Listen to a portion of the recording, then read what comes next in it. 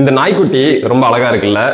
இந்த அழகுக்கு பின்னாடி மனுஷனை கொல்லக்கூடிய இன்னமும் மருந்தே கண்டுபிடிக்கப்படாத ஒரு வைரஸ் இருக்கு. அதான் ரேபிஸ். இந்த ரேபிஸ் வைரஸ் எல்லா பாலூட்டிட்ட இருந்துமே மனுஷனுக்கு பரவும். ஆனா 99% நாய்கிட்ட இருந்து தான் பரவுது. மதுரையில ஒருத்தங்களுக்கு 4 மாசத்துக்கு முன்னாடி பூனை கடிச்சிருக்கு. அவங்க ரேபிஸ் தடுப்பூசி போடாததால 2 நாள் முன்னாடி ரேபிஸ் வந்து இறந்துட்டாங்க. இந்த ரேபிஸ் வைரஸ நாம தடுப்பூசி மூலம் 100% கண்ட்ரோல் பண்ண முடியும். ஆனா தடுப்பூசி போடாம விட்டா இப்படிதான் ஆகும். இதுக்கு பேரு ஹைட்ரோபோபியா. தண்ணியை பார்த்தாலே பயப்படுவாங்க. இது ரேபிஸ்கான ஒரு சிம்டம்ஸ். இந்த சிம்டம்ஸ் வந்துட்டா எந்த மருந்தாலையும் நம்மளை காப்பாற்ற முடியாது. 100% சாவு உறுதி. ஒரு வெறி நாய் நம்மளை கடிச்ச உடனே ரேபிஸ் பரவாது. இந்த ரேபிஸ் வைரஸ் ரொம்ப பொறுமையா தான் நம்ம மூளையை நோக்கி டிராவல் ஆகும். இப்போ ஒரு நாய் நம்ம கால்ல கடிச்சிட்டா கால்ல இருந்து வைரஸ் மூளைக்கு போறதுக்கு 6 மாசம் கூட ஆகலாம்.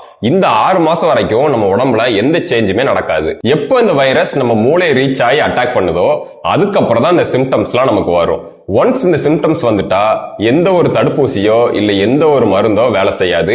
10 நாள்ல இறந்துருவாங்க. அதனால என்னை ஒரு நாய் 1 மாசத்துக்கு முன்னாடி தான் கடிச்சது, நான் நல்லா தான் இருக்கேன்னு அசால்ட்டா இருக்காதீங்க. உடனே போய் தடுப்பூசி போட்டுக்கோங்க. தடுப்பூசியை பொறுத்தவரை படத்துல வர்ற மாதிரி தொப்புளை சுத்தி 40 ஊசி எல்லாம் போட மாட்டாங்க. நம்ம ஷோல்டர்ல 4 ஊசி தான் போடுவாங்க. கடிச்ச அன்னைக்கு 1, 3வது நாள் 1, 7வது நாள் 1, 28வது நாள் 1, அவ்வளவுதான். யாரெல்லாம் இந்த ஊசியை போடணுங்கிறத வேர்ல்ட் ஹெல்த் ஆர்கனைசேஷன் 3 கேட்டகரியா பிரிச்சிருக்காங்க. கேட்டகரி 1, இப்போ ஒரு ரேபிஸ் நாய் உங்களை நக்கிருச்சு, ஆனா அந்த இடத்துல உங்களுக்கு புண்ணோ இல்ல வெட்டுக்காயமோ இல்லைன்னா அதான் கேட்டகரி 1. இதுக்கு எந்த ஊசியும் போட தேவையில்லை, நல்லா சோப் போட்டு வாஷ் பண்ணாலே போதும். கேட்டகரி 2, நாய் உங்களை பிரண்டினாலோ இல்ல நாய் நக்கின இடத்துல உங்களுக்கு ஆல்ரெடி ஒரு புண்ணு இருந்தாலோ இதான் கேட்டகரி 2. இதுக்கு 4 தடுப்பூசி போடணும். கேட்டகரி 3, நாய் உங்களை கடிச்சு ரத்தம் வந்தா இதான் கேட்டகரி 3. இதுக்கு 4 தடுப்பூசி கூடவே இம்யூனோகுளோபுலின் சேர்த்து போடணும்.